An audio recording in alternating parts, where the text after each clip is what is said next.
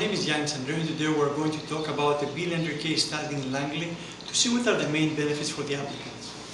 The purchase price is $1.5 million, the down payment $450,000, 70% is the loan to value, $1,050,000 is the mortgage amount, 4.29% is the interest rate, it's a 2-year term, 30-year amortization, $5,166.69 is the monthly payment, 540 is the credit score, consumer proposal is what has been paid off recently, annual income of $180,000, debt ratios of 46.58%, and the strategy is to go to an A lender in 2 years.